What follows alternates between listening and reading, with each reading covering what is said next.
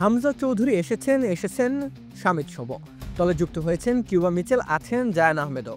Bangladesh football দল আগের যে কোনো সময়ের তুলনায় বড্ড শক্তিশালী। এফসি এশিয়ান কাপে বাংলাদেশের আর কোনো সম্ভাবনা বাকি না থাকলেও ভারতের বিপক্ষে ম্যাচটা জিততে চায় প্রত্যেকে। সেই ম্যাচের প্রস্তুতি হিসেবে নেপালের বিপক্ষে মাঠে নামবে দল। কার্ডজনিত সমস্যার কারণে এই ম্যাচে পাওয়া যাবে না ফাহমিদুল ইসলামকে। সে কারণেই নেপালের বিপক্ষেও ম্যাচে নেই তিনি। অন্যদিকে বয়সভিত্তিক দল থেকে মুর্শেদ আলী ডাক পেয়েছেন জাতীয় দলের ক্যাম্পে।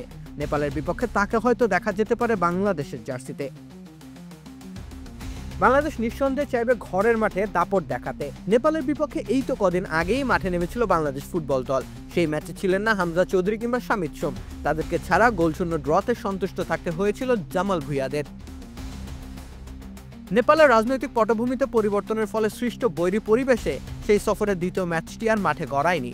অতএব দুই দলই মুখিয়ে আছে জয়ের জন্য। যদিও নামের ভার ও সাম্প্রতিক পারফরমেন্স সব দিকেই এগিয়ে আছে বেঙ্গল টাইগাররা। এফসি এশিয়ান কাপের বাছাই পর্বে একটি পয়েন্টও জোগাড় করতে পারেনি নেপাল। বাংলাদেশ বেশ কবার জয়ের সম্ভাবনা জাগিয়েও হতাশ হয়েছে, তবুও তাদের ঝুলিতে আছে 2 পয়েন্ট। ঘরের মাঠে হংকং ম্যাচের আগে অবধি বাংলাদেশের পরবর্তী রাউন্ডে যাওয়ার সম্ভাবনা ছিল বাকি। এছাড়াও এফসি এশিয়ান কাপের বাছাই পর্বে বাংলাদেশ 7 গোল হজমের বিপরীতে গোল করেছে 5টি। সেদিকেও পিছিয়ে আছে নেপাল। মালয়েশিয়ার বিপক্ষে পরবর্তী ম্যাচের আগে নেপালের হজম করা গোলের সংখ্যা 8টি। নেপাল স্রেফ 2বারই পেয়েছে গোলের ঠিকানা। অতএব শক্তিমত্তায় বাংলাদেশের চাইতে এই মুহূর্তে পিছিয়ে আছে নেপাল। সুতরাং তাদের বিপক্ষে জয় ব্যতীত ভিন্ন কিছু ভাববার বিন্দুমাত্র সুযোগ নেই বাংলাদেশের সামনে।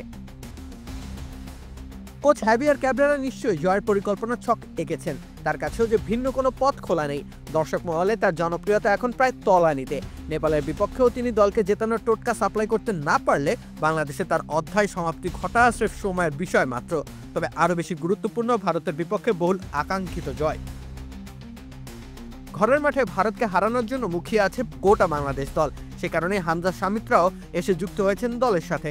তবে কিউবা মিচেলের জন্য নেপালের ম্যাচটা দারুণ চ্যালেঞ্জের। ক্যাব্রেরার পরিকল্পনায় জায়গা করে নেওয়ার এর থেকে ভালো সুযোগ তিনি হয়তো আর পাবেন না। কিউবা তাই নেপাল ম্যাচই চাইবেন নিজের জাত চেনাতে। দেখার বিষয় আদতে বাংলাদেশ পারে কিনা দাপট দেখাতে। রাকিব হোসেন রুম্মান, খেলা ৭১।